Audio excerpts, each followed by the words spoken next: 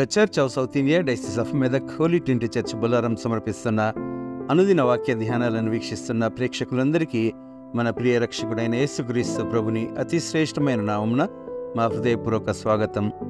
ఈనాటి మన daily Bible డివోషన్స్లో మన women's fellowship secretary doctor Mrs P Pramila Vivekananda గారు ది అన్చేంజింగ్ క్రైస్ట్, మారని క్రీస్తు అనే అంశంపై దైవ సందేశాన్ని అందిస్తారు. సందేశాన్ని సిద్ధపడుతూ ఈ భక్తి గీతాన్ని విందాం.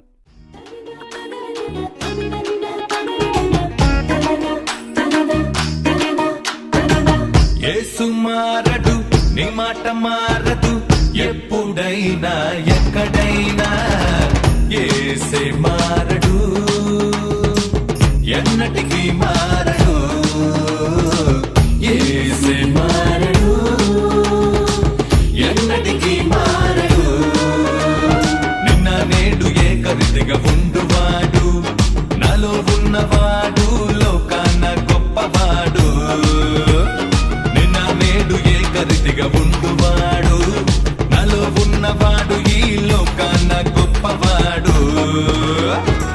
యేసు మారడు, నీ మాట మారదు.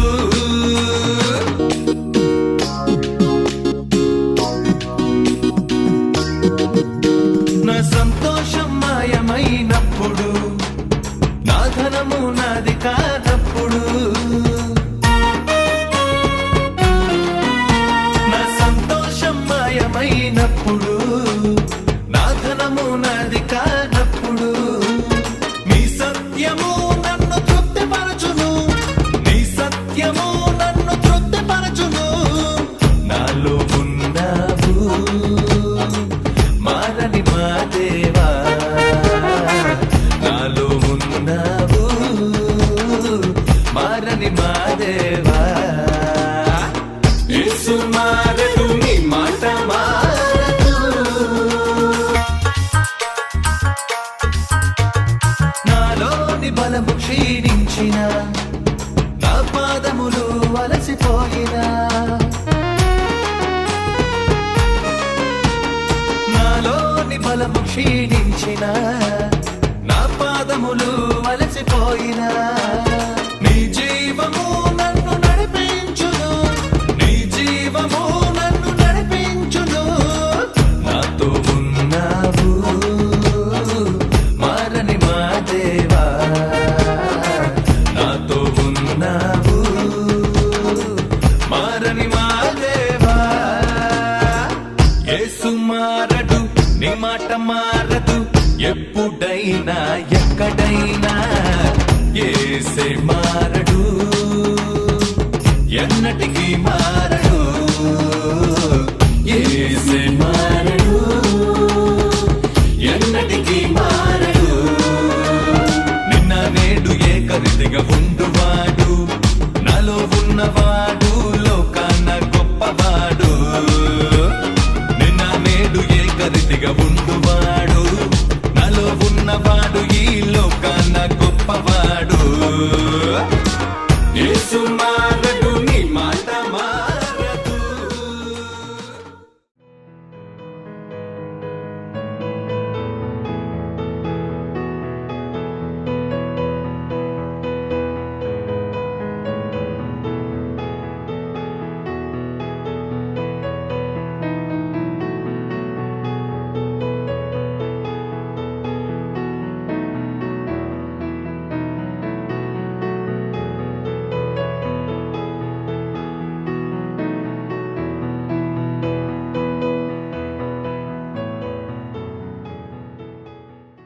అనుదిన దైవవాక్యమును వీక్షిస్తున్నటువంటి ప్రేక్షకులకు, సంఘ సభ్యులకు ప్రభువైన యేసుక్రీస్తు నామమున శుభములు. హెబ్రీయులు రాసినటువంటి పత్రిక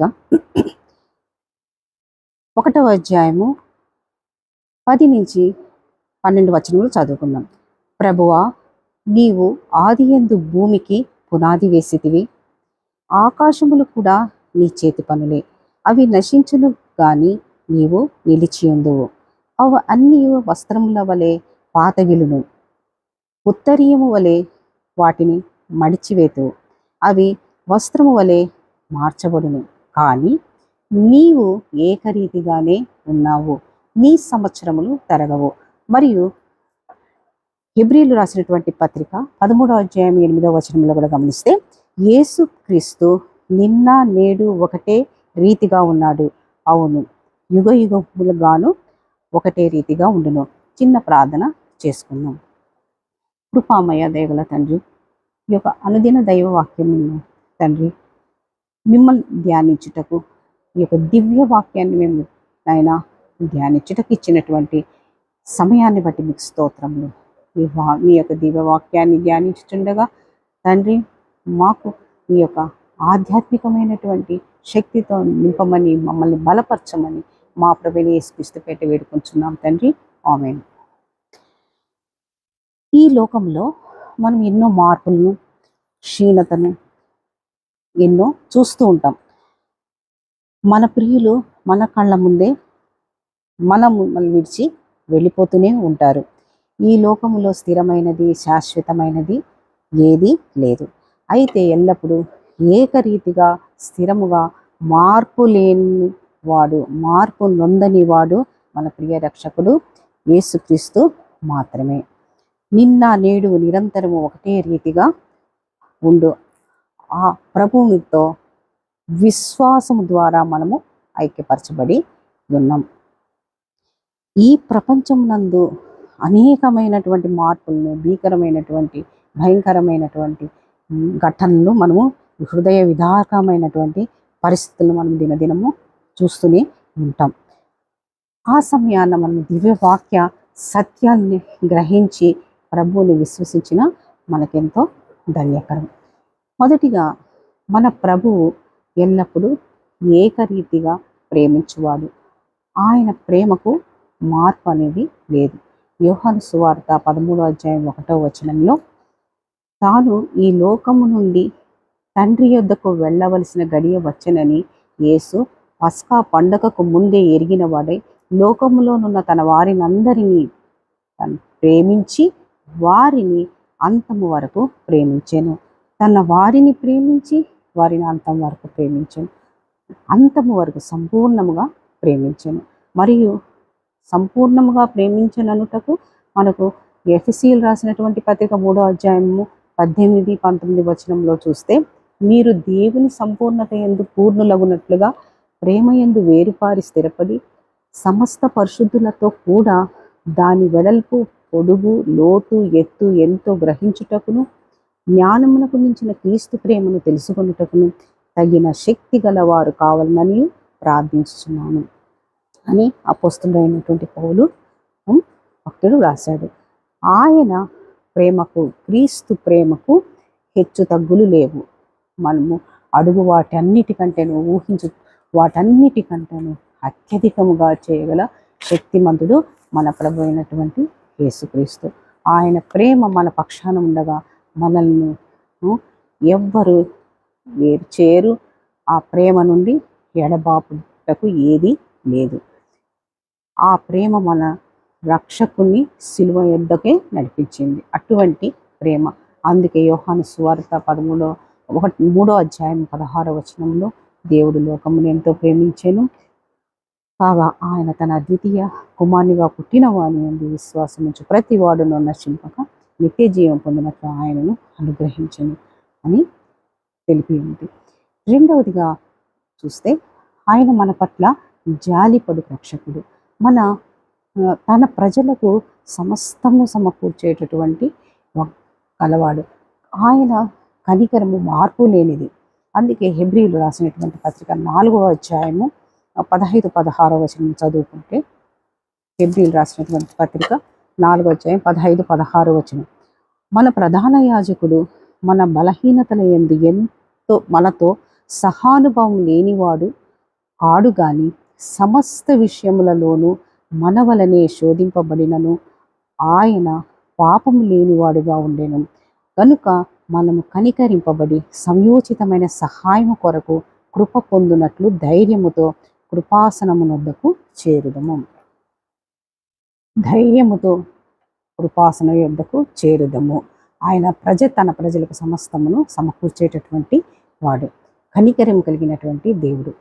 యెరూషలేమును గురించి ప్రలాపించినటువంటి క్రీస్తు, లాజరు సమాధి యొద్ద కన్నీరు కాచినటువంటి ప్రభు ఇంకను తన కనికరాన్ని మన మీద చూపుతూనే ఉన్నాడు. మన స్థితిగతులను గమనిస్తూనే ఉన్నాడు. మన ప్రతి హృదయ వేదన ఆయన పెరుగును, ప్రతి కన్నీటి బొట్టును లెక్కించుతారు. ఈ పాపలోకంలో ఆదరణకర్త లేకుండా ఏ విశ్వాసి కూడా జీవించలేడు. కాబట్టి మార్పు నందని మన రక్షకుడు మనల్ని ప్రేమించి కనికరించి తన పరిశుద్ధ రక్తం చేత శిలువలో కార్చి మన పాపములకు ప్రాయశ్చిత్తముగా మనలను పవిత్రులుగా చేసుటకు మానవుల రక్షణార్థమై ఆయన శిలువ మరణము నుండి మరణము గెలిచి ఆయన పునరుత్థానుడైనటువంటి క్రీస్తును మనం విశ్వసించిన యెడల ఆయన స్వారూప్యంలో ఎదిగినచో మనకెంతో ధన్యకరము, ఆశీర్వాదకరము.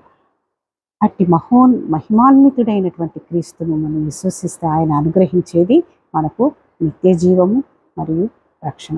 కాబట్టి అట్టి కృప దేవుడు మనకు అనుగ్రహించి మనల్ని దీవించి ఆశీర్వదించును గాక.